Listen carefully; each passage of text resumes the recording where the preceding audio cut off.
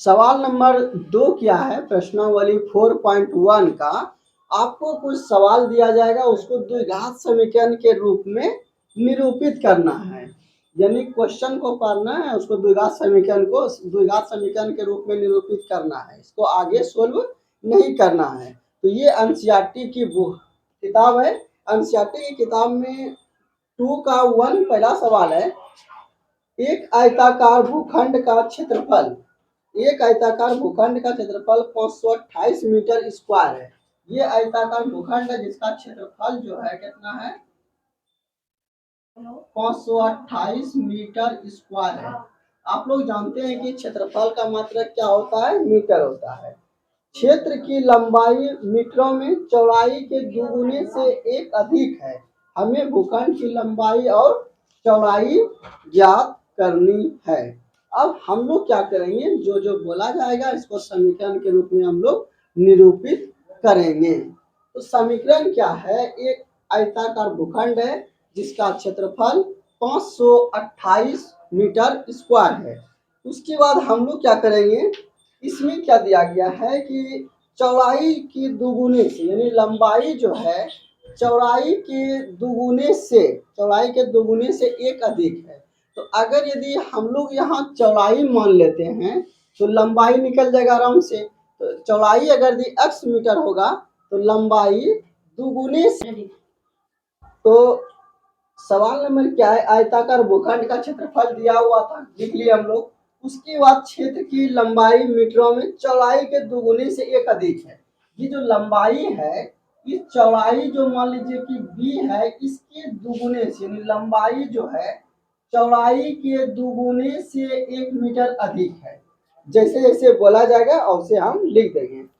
फिर से समझ लीजिए, एक आयताकार भूखंड है जिसका क्षेत्रफल 528 मीटर स्क्वायर है, लंबाई चौड़ाई मीटर में है। लंबाई जो है चौड़ाई के दुगुने से 1 मीटर अधिक है। अगर यदि यहाँ पर हमको समीकरण बनाना रहे तो आप लोग बोलेंगे सर चौड़ाई मानिएगा तो लंबाई आराम से निकल जाएगा। कैसे, उसमें 2 से गुना करके सिर्फ एक जोड़ना है। तो यहाँ हम लोग क्या मानेंगे, लंबाई या चौड़ाई? तो आप लोग बोलेंगे चौड़ाई मानना है, तो वही तो हम लिखेंगे एक लाइन में, माना आयताकार क्या लिखेंगे हम लोग, माना आयताकार भूखंड मतलब भूमि का टुकड़ा, आयताकार भूखंड का चौड़ाई ब्रैकेट में b कर देंगे, अच्छा रहेगा। चौड़ाई b बराबर x मीटर मान लेंगे, ठीक है, ये मीटर है। इसीलिए आयताकार भूखंड का लंबाई बराबर, लंबाई L बराबर कितना हो जाएगा, तो आप लोग बोलेंगे सर चौड़ाई का दुगुना कीजिए, यानी x का दुगुना कीजिए और उसमें एक जोड़ दीजिए, यानी कि क्या हो गया 2x + 1। अब यहाँ पर देखिए, आप लोग का लंबाई निकल गया, चौड़ाई निकल गया, ठीक है, इसको मीटर कर दीजिए। लंबाई चौड़ाई मालूम, लंबाई मालूम, और भूखंड का क्षेत्रफल बराबर आप लोग सूत्र जानते हैं कि लंबाई गुना चौड़ाई होता है। तो इसीलिए लिख देंगे प्रश्न से भूखंड का क्षेत्रफल बराबर लंबाई गुना चौड़ाई। भूखंड का क्षेत्रफल आपको मालूम है, वो लिख लेंगे 528 बराबर लंबाई का वैल्यू 2x + 1 और चौड़ाई का वैल्यू x। इसको आप लोग सोल्व करेंगे तो 528 बराबर 2x स्क्वायर प्लस, इसको फिर एक बार ऐसे करेंगे x, इसको इधर लेके आ जाइए आप लोग, यानी कि 2x स्क्वायर प्लस x बराबर 528 चेंज कर दिए 528 आप लोग सही से लिख लेंगे, या एक लाइन बढ़ा दे रहे हैं, x square 2x square plus x, इधर 528 प्लस में जाएगा तो 528 माइनस में बराबर 0। ये द्विघात समीकरण के रूप में निरूपित हो गया, बस यही आपको करना था। कि द्विघात समीकरण के रूप में निरूपित करके छोड़ देना है। तो हम लोग द्विघात समीकरण में कैसे निरूपित करेंगे या दो चर वाले रैखिक समीकरण में कैसे निरूपित करेंगे, इसका वीडियो हम लोग बनाएंगे, वहां से आप लोग देखिए ताकि आप लोग समीकरण बनाना आसानी से सीख जाए कोई भाषा वाले क्वेश्चन का। पर देखिए कि 1 नंबर हम कैसे बनाए। अब हम लोग 2 नंबर बनाएंगे, उतारिए। दूसरा सवाल क्या है कि दो धनात्मक पूर्णांकों का गुणनफल 306 है, हमें पूर्णांक ज्ञात करना है। तो धनात्मक पूर्णांक कैसे कहेंगे, पूर्णांक यानी 1 से लेकर कोई भी संख्या है, और धनात्मक मतलब हुआ जो पॉजिटिव हो। अगर यदि आपसे पूछा जाए कि पहला धनात्मक पूर्णांक 1 है तो दूसरा कितना होगा, तो आप लोग बोलेंगे 2, तीसरा कितना होगा 3, चौथा कितना होगा 4। इस तरह से देख रहे हैं कि धनात्मक पूर्णांक में अंतर कितने का रहता है, 1 का रहता है। यानी पहला 1 हुआ तो दूसरा निकालने के लिए हम लोग उसमें 1 जोड़ देंगे। अगर यदि दूसरा 2 है तो तीसरा निकालने के लिए उसमें 1 जोड़ देंगे। तो अब आप लोग धनात्मक पूर्णांक अगर यदि पहला x है, पहला धनात्मक पूर्णांक x है तो दूसरा कितना निकल जाएगा, x प्लस 1। यानी कि धनात्मक पूर्णांक निकालने के लिए हम लोग उसमें 1 जोड़ते जाएंगे, अगला धनात्मक पूर्णांक निकलते जाएगा। तो वही मानेंगे, माना पहला धनात्मक मतलब प्लस, धनात्मक पूर्णांक बराबर x मान लेंगे। तो यहां फिर सटा के लिखेंगे सामने सामने, दूसरा धनात्मक पूर्णांक, इसीलिए लिख देंगे दूसरा धनात्मक पूर्णांक बराबर किसे निकालेंगे, x प्लस 1। अब लिखेंगे अंत में, अंतिम लाइन में प्रश्न से, प्रश्न क्या कह रहा है कि दोनों धनात्मक पूर्णांक का गुणनफल जो है वह 306 है। तो पहला धनात्मक पूर्णांक x, दूसरा x प्लस 1। ये x प्लस 1 कैसे है आपको मालूम चलेगा कि मान लेते हैं पहला धनात्मक पूर्णांक अगर 5 है तो इससे बाद वाला कैसे होगा 6, कैसे निकाले, प्लस 1 करके। तो उसी प्रकार पहला x है, दूसरा x प्लस 6, और दोनों का गुणनफल आपको 306 दिया हुआ है, कर लेंगे। अंत में क्या करेंगे, इसको गुणा कर लेंगे, x स्क्वायर प्लस x बराबर 306, एक लाइन और बढ़ा लेंगे, x square plus x minus 306। तो इस तरह से हम लोग का द्विघात समीकरण के रूप में निरूपित हो गया। बस इतना ही करके आपको छोड़ देना है, सोल्व नहीं करना। अब हम लोग सवाल नंबर 3 पर आएंगे, आप लोग बता दीजिए। हम लोग का सवाल 3 क्या है, रोहन की माँ उससे 26 बरस बड़ी है। मान लेते हैं ये रोहन नाम का एक लड़का है और ये इसकी माँ है, यानी कि इसकी आयु जो है रोहन से 26 साल ज्यादा है। यानी अगर यदि यह 10 साल का है तो यह 36 साल का होगा, या 20 साल का है तो इससे 26 बरस बड़ा यह कितना साल का हो जाएगा, 46 साल का हो जाएगा। तो अब यहाँ पर कह रहा है उनकी आयु का गुणनफल अब से 3 बरस बाद। आप लोग सोचेंगे कि 3 बरस बाद अगर उसकी माँ बढ़ेगी तो रोहन भी बढ़ेगा, सभी लोग 3 बरस बाद बढ़ेंगे, 360 हो जाएगी कि रोहन की वर्तमान आयु ज्ञात करें। आप लोग को बताया गया कि आयु यानी वर्ष किसी का भी मानना हो तो हमेशा वर्तमान में मान के चलेंगे। अगर यदि मान लेते हैं अभी किसी लड़के की आयु 10 साल है तो 3 साल के बाद बोलेंगे तो बोलेगा 13 साल, 5 साल पहले बोलेंगे तो बोलेगा 5 साल, यानी वर्तमान आयु से आगे पीछे जाना आसान हो जाता है। इसीलिए हम मान लेंगे, माना कि रोहन की वर्तमान मतलब अभी वर्तमान आयु बराबर x बरस। अब आप लोग यहां से देखिए, जब रोहन की आयु x बरस है तो इसीलिए लिख देंगे रोहन के माँ की आयु बराबर, आप लोग को दिया गया है कि रोहन की माँ इससे 26 साल बड़ी है। यानी जब रोहन 10 साल का तो इसकी माँ 10 प्लस 26, रोहन x बरस का तो इसकी माँ x प्लस 26, इतना वर्ष की होगी। अब कहता है 3 बरस के बाद उनकी आयु का गुणनफल 360 है। आपको उतना परिभाषा में नहीं जाना है, डायरेक्ट लिखना है प्रश्न से, इसको हम समझा दे रहे हैं। प्रश्न से लिखे कोमा मारेंगे। मान लेते हैं अभी रोहन x बरस का है, तो 3 साल के बाद रोहन कितना हो जाएगा? बोलिएगा सर x + 3 हो जाएगा, यहाँ तक लिख लेंगे। अगर यदि उसकी माँ अभी x + 26 साल की है, तो 3 साल के बाद कितना होगा? 3 साल जोड़ देंगे। आप लोग बोलिएगा x + 26 + 3, इसमें भी जोड़ देंगे। अब कहता है कि दोनों की आयु का गुणनफल, गुणा कर दिए, कितना है?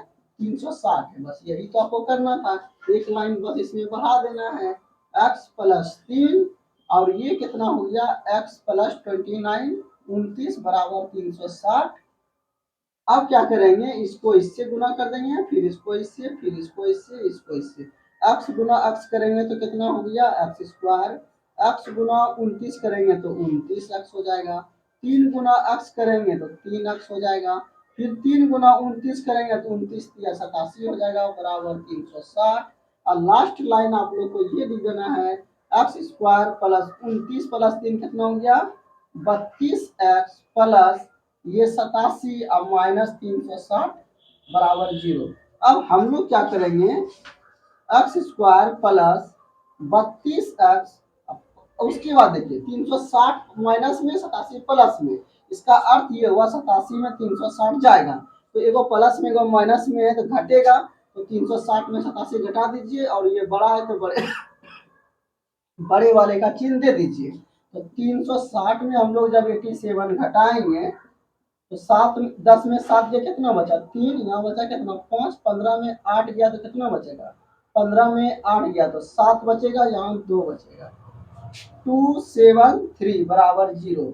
बस ये द्विघात समीकरण निकाल के आपको छोड़ देना है। इस तरह से हम लोग सवाल नंबर 3 देखें। अब सवाल लास्ट 4 देख लेंगे, उसके बाद अगले क्लास में पढ़ेंगे। तो आज का अंतिम सवाल है, एक रेलगाड़ी 480 किलोमीटर की दूरी समान चाल से तय करती है। यदि इसकी चाल 8 किलोमीटर कम होती तो वह उसी दूरी तय करने में 3 घंटे अधिक लेती। रेलगाड़ी की चाल क्या होगा? तो हम लोग मान लेंगे, माना रेलगाड़ी की चाल बराबर x किलोमीटर, इसको प्रति पढ़ते हैं, इसको घंटा पढ़ते हैं, ठीक है। अब देखिए प्रश्न से, रेलगाड़ी की चाल क्या वो मान लिया हम लोग? x किलोमीटर प्रति घंटा मान लिए। आपका दूरी दिया हुआ है 480 किलोमीटर है। एक सूत्र याद रखेंगे आप लोग, दूरी बराबर सूत्र होता है चाल गुना समय होता है। दूरी बराबर सूत्र क्या होता है? चाल गुना समय होता है। अब हम लोग क्या करेंगे? एक मान लिए कि इसकी चाल कितनी है? x किलोमीटर प्रति घंटा है। अब एक लाइन प्रश्न से हम लोग क्या कर लेंगे? लिख लेंगे। क्या लिखेंगे? प्रश्न से कहता है कि यदि चाल 3 किलोमीटर प्रति घंटा कम कर दिया जाए, तो यहां से एक सूत्र आप लोग और लिख लेंगे, दूरी बराबर चाल गुना समय है। तो यहां से अगर हम लोग समय निकालेंगे तो आप लोग बोलिएगा सर इसका सूत्र हो जाएगा दूरी बटे कितना? चाल। बस इसी सूत्र पे आप लोग ध्यान देंगे। ये हो गया सूत्र फर्स्ट और ये हो गया सेकेंड। अब यहाँ पर क्या कहता है? मान लिया रेलगाड़ी की चाल x किलोमीटर प्रति घंटा है। एक लाइन हम लोग और इसमें बढ़ा लेते हैं, कहता है चाल 3 किलोमीटर प्रति घंटा कम कर दिया जाए। तो नया चाल एक और लिख लेंगे, और 3 किलोमीटर प्रति घंटे चाल में कमी करने पर चाल बराबर, इसका चाल रेलगाड़ी का लिख देंगे, रेल गाड़ी की चाल बराबर। आप लोग बोलेंगे पहले x था, अब हो जाएगा 3 किलोमीटर कम कर देंगे तो x माइनस 3 किलोमीटर प्रति घंटा। इसको ठीक से लिख लेंगे, 3 किलोमीटर प्रति घंटा, ये किलोमीटर पढ़ेंगे इसको। अब लिखिए प्रश्न से, अब कुछ लाइन को आपको समझना है, उसे समझेंगे। अगर यदि पहले मान लीजिए चाल x था और दूरी कितना है, ये समझने के लिए है, ये आप लोग एग्जाम में नहीं लिखेंगे, ये समझने के लिए है। अगर यदि हम चाल रेलगाड़ी की x माने हैं और दूरी 480 किलोमीटर है, तो समय कितना निकल जाएगा ये देखिए। तो आप लोग बोलिएगा समय जो निकल जाएगा वह कितना निकलेगा, दूरी बटे चाल, यानी कि दूरी बटे चाल। तो दूरी कितना है आपका 480 किलोमीटर, 480 किलोमीटर। अब बटे चाल कितना है x किलोमीटर, इतना लिख देंगे। ये हुआ पहले का समय। आप लोग ध्यान देंगे यहाँ पर पहले समय कितना लेता था, अब नया समय कितना लेगा। आप लोग बोलेंगे दूरी तो वही सेम है सर, दूरी सेम है, लेकिन चाल इसका x माइनस 3 होगा। तो अब आप लोग यहाँ से बताएंगे ये पहले समय, ये अभी नया समय है, ये क्या है बाद का समय यानी नया समय। तो अब यहाँ से आपको पता चलेगा कि ये समय ज्यादा है कि ये समय ज्यादा है। आप लोग बोलेंगे जिसके नीचे में ज्यादा रहेगा वो समय कम रहेगा, और जिसके नीचे में कम रहेगा वो समय ज्यादा होगा। कैसे, मान लीजिए अक्स का वैल्यू यहाँ पर हम 10 लेते हैं, तो ये 480 बटे 10, और यहाँ 10 में 3 घट के आएगा यानी 7, यानी 480 बटे 7। तो 480 में 7 आदमी को बांटना है, यहाँ ज्यादा मिलेगा, तो ये समय ज्यादा है और ये समय कम है। तो कहता है यही प्रश्न कि पहले से 3 घंटा अधिक समय लगता है। पहले से 3 घंटा क्या है, उसी दूरी को तय करने में 3 घंटा अधिक समय लगता है। तो अब आप लोग बताएंगे कि इसमें इसको घटाएंगे कि इसमें इसको घटाएंगे। तो आप लोग बोलेंगे सर ये इस दूरी में ये वाला घटेगा, वही समझना था। अब हम लोग इसको डायरेक्ट लिखेंगे, समझने के लिए बताएं, अब हम लोग लिखेंगे। तो आप लोग बोलेंगे कि सर नया समय जो होगा तो वह 480 बटे x माइनस 3, और पुराना समय कितना था, यानी कि 480 बटे x, 480 बटे x, दोनों का अंतर कितना होगा 3। आप तो एक ये नियम से बना सकते हैं, और दूसरा क्या है, दोनों समय को बराबर करने के लिए इस समय में जो है, इस समय में 3 घंटा अगर भी जोड़ देंगे तो दोनों बराबर हो जाएगा। तो आप लोग इसी से बनाइए, दोनों नियम से हम बता दे रहे हैं। अब यहाँ जब सोल्व करेंगे हम लोग, तो दोनों का एलसीएम हो गया x माइनस 3 इंटू एक्स, इससे भाग करेंगे तो ये खत्म, बचेगा x, तो 480 x हो जाएगा माइनस, इससे भाग करेंगे तो x खत्म, बचेगा x माइनस 3। x माइनस 3 को गुना करना है इससे 480 से, बराबर कितना हो गया 3। अब यहाँ देखिए 480x माइनस, इसको जब गुना करेंगे तो आप लोग ऐसा कीजिए, इसको एक साथ गुना कीजिए। देखिए 400 कितना हो गया 80x हो गया, फिर माइनस गुना माइनस प्लस हो गया, प्लस 3 गुना इतना करेंगे तो कितना हो गया 0, 8 या 24 करीब, 4 4 या 12 2 कितना हो गया 14, यानी कितना हो गया। उसके बाद क्या करेंगे, बराबर 3 कर देंगे, और नीचे कितना हो गया, आपको इससे गुना करना होगा, एक्स स्क्वायर माइनस 3x। अब यहाँ पर देखिए 480 प्लस में 480 माइनस में खत्म हो गया, बचे 1 4 4 0 बचा, और नीचे एक्स स्क्वायर माइनस 3x, अब बराबर कितना बचा 3। अब क्या करेंगे हम लोग, कोना कोनी गुना करेंगे, तो एक्स स्क्वायर गुना 3x को इससे गुना करेंगे 3 से, तो ये आपका सवाल बन जाएगा 3x स्क्वायर, 3x स्क्वायर, फिर यहाँ माइनस है तो आप लोग माइनस लगाएंगे, 3x गुना 3 कितना हो गया 9x। अब इसको इससे गुना करेंगे तो बराबर हो गया 1 4 4 0, या और बढ़ा दीजिए आगे 3x स्क्वायर माइनस 9x, इधर प्लस में इधर आएगा तो माइनस में 1 4 4 0 बराबर 0। तो यही द्विघात समीकरण आपको निकालना था। अब आप लोग बोलेंगे कि यहाँ पर आप दूसरा नियम कैसे बताते सर, तो इसको प्रश्न से लिख के हमको हम लोग रफ में कर लेंगे, पहले आप लोग उतारिए फिर हम दूसरा नियम भी यहाँ से बता देंगे। अब देखिए यहाँ से हम लोग दूसरा नियम कैसे बोलेंगे, किसमें किसको घटाना है। मान लीजिए किसी बच्चे को अगर कंफ्यूज हो जाए कि सर किसमें किसको घटाना है, तो वो कैसे करेंगे। पहले क्या करेंगे, समय निकाल लीजिए। आपको बोल रहा है कि पहले की अपेक्षा समय 3 घंटा अधिक लग रहा है, ये मन में खाली रखिएगा। तो अगर यदि मान लेते हैं कि पहले चाल x था, चाल अगर दी x था और दूरी आपको दिया गया है 480, तो समय कितना लगेगा, समय निकाल रहे हैं। तो आप लोग बोलेंगे सर दूरी 480 है, चाल x है, तो समय ये निकलेगा दूरी बटे चाल, ये समय हो गया।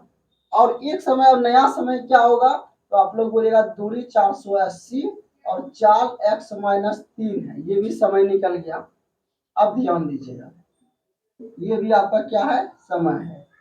अब यहाँ देख रहे हैं कि आपको प्रश्न में दिया गया है समय जो है पहले की अपेक्षा 3 घंटा ज्यादा समय लगता है, यानी इससे जो है यह समय 3 घंटा ज्यादा है, इससे यह समय 3 घंटा ज्यादा है।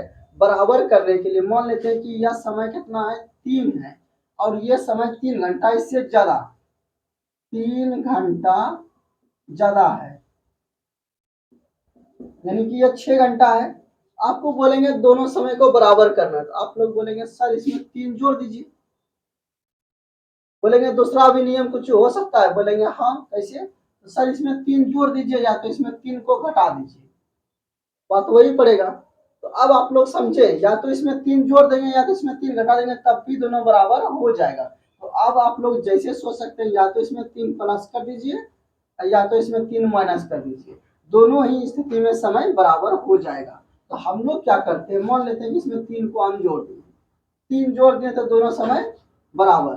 अब हम लोग क्या करेंगे, 480 बटे एक्स, इधर प्लस में इधर आएगा तो माइनस में, 480 बटे एक्स माइनस 3, अब बराबर इधर प्लस 3 था, ये पट्टी आकर के क्या हो जाएगा, माइनस 3 हो जाएगा।